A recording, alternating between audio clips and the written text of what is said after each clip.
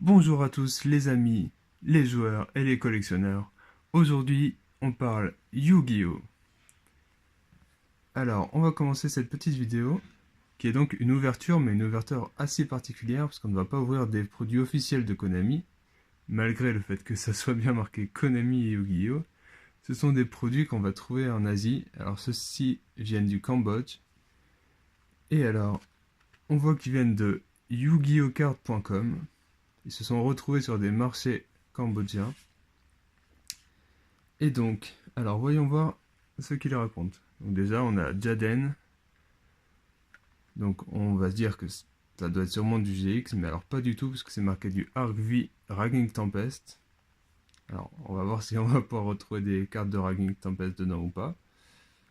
Ensuite, donc, on dit que c'est des nouvelles cartes. Donc, que c'est des produits Konami, avec le petit logo qui va bien. Derrière, qu'est-ce qu'on peut lire? Attends, on a un autre personnage. Et donc, dans les îles anciennes, il existait une force si puissante qui a été enfermée pendant des millénaires. Maintenant, les gars, elle va être relâchée pour le... Ce pouvoir va être relâché, c'est l'heure du duel. Très bien, pourquoi pas. On va bien marquer comme quoi c'est un super packaging, que c'est CE, etc. Alors que bon, quand on voit l'état du paquet, on se dit bon. Mais c'est pas grave. Donc on va commencer par celui-ci, on présentera celui d'après quand on l'ouvrira. Alors, déjà, on l'ouvre, les cartes sont positionnées peu aléatoirement, comme ça dans le paquet. Bon, d'accord. Aucune protection, elles sont juste posées. Alors, le monstre avec un cerveau énorme, The Monster of Huge Brain. Alors déjà, la carte n'est pas très bien coupée, comme on peut le voir. Ensuite, on nous dit que c'est une carte RGBT. Donc RGBT, pour moi, c'est, si je ne me trompe pas, ça doit pas être Raging Tempest. Ça doit être un peu plus vieux que ça. Ensuite, on a le numéro.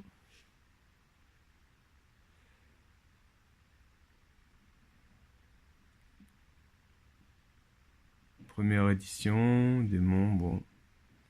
À part la couleur qui est un peu bizarre et on voit très bien que l'écriture est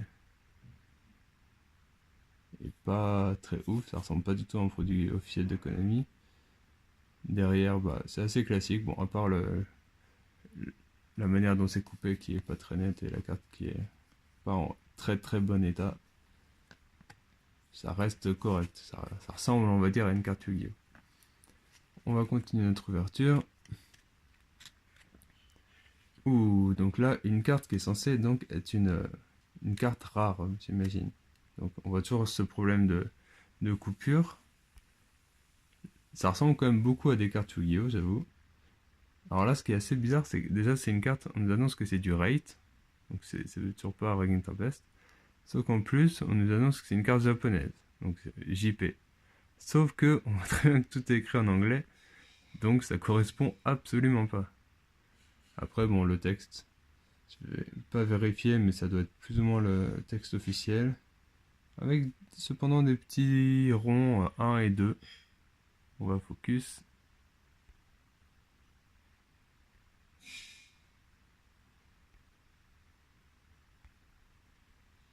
Hop. Parce que c'est bizarre. 0,1. Ensuite l'effet numéro 2. Bon, pourquoi pas. Alors, c'est censé être une carte rare, sauf que la brillance est mise partout. Sûrement qu'ils n'ont pas les moyens et pas les capacités techniques de pouvoir faire leur super rare ou leur ultra comme Konami peut les faire. Donc, la brillance est partout. Mais bon, la carte est jolie, c'est sympa. Une synchro. On continue, une carte synchro, Buster Dragon, The Destroyer Dragon. Donc là, une autre édition totalement différente. Le texte est écrit beaucoup plus petit, bon, pourquoi pas. Red Raptor Ultimate Falcon, très bonne carte. Donc là c'est pareil, on nous a annoncé une carte japonaise, alors pas du tout. Mais bon, ils ont quand même fait des exis et des synchros, c'est pas mal. Hein. Oula. Alors là, c'est censé être un monstre normal, la couleur est vraiment très très moche. J'aime beaucoup l'artwork, c'est assez drôle. Je crois que j'ai jamais vu cette carte en vrai, alors je pense qu'elle existe quand même, mais je la connais pas. Alors quoi, un monstre niveau 1 avec 2050 de défense et 150 d'attaque. À vérifier si cette carte existe. Si vous la connaissez, mettez-le en commentaire pour savoir si c'est vraiment la PHSW 001. La Force of the Tudor Cause. Secret Ceremony Power 14 Temperance. Alors que là, c'est assez drôle parce que normalement, les forces arcanes, normalement, le numéro est pas du tout marqué comme ça. Il est marqué en symbole romain. Alors que là, il est écrit en écriture classique. C'est assez drôle. Dragon sombre métallique aux yeux rouges. Bon, le nom est pas du tout bizarre. On va continuer, on va aller un peu plus vite. Il y a des cartes d'un peu toutes les éditions. Mais bon, c'est sympa quand même. Quand même du support X6.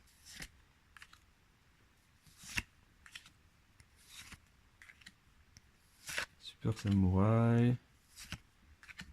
Du Xbot. Digital Bug. Du Galaxy. Amorphage. Oh, Dragon Blanc et Bleu. Bon. Pas Dragon Blanc et Bleu, l'alternatif. Ils ont mis Dragon White K. Alors K, pourquoi je ne sais pas. Le pêcheur légendaire numéro 3. Ah, il est joli. Et le Xbox 009. Donc voilà, c'était notre premier paquet. On va passer au deuxième. Alors, déjà, ça ressemble pas mal au premier. On a Yugi en haut, ce qui change par rapport à la couverture de l'autre. Toujours des nouvelles cartes. Pareil, vie. Bon, à la rigueur, pourquoi pas. Le texte est le même. On n'a pas le même personnage, mais c'est le même. Est-ce que c'est une version de Crow, ça? Ah, on dirait, ça fait un peu des ailes noires avec le petit dragon sombre toon. On va l'ouvrir tout de suite.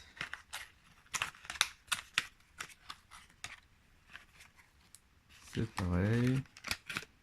Ah. Bon, il est un peu endommagé. Pas grave. Hop. Voilà.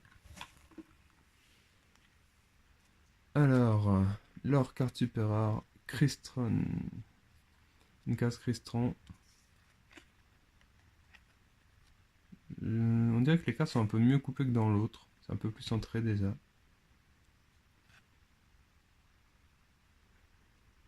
Bon après, ça ressemble un peu à l'autre.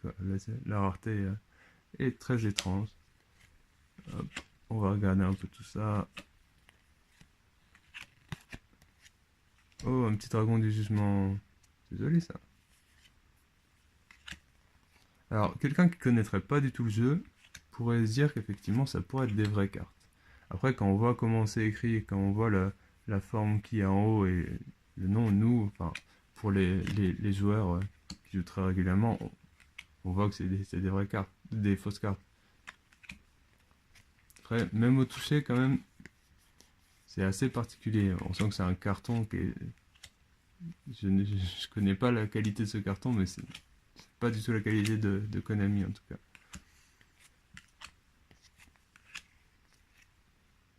Après, en soi, je les trouve quand même bien faites. Tiens, c'est la carte qu'on a sur l'enveloppe. Et ce qui est pas mal du coup. Team Buster Blader, un petit Blackwing. Et c'est bien fait ça. Ça doit être ça qu'on va.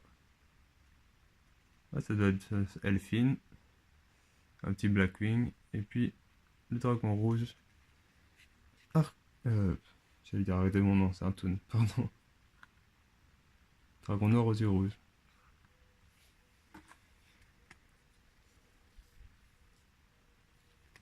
Et ben voilà, pour des copies, franchement, je trouve qu'elles sont très bien faites.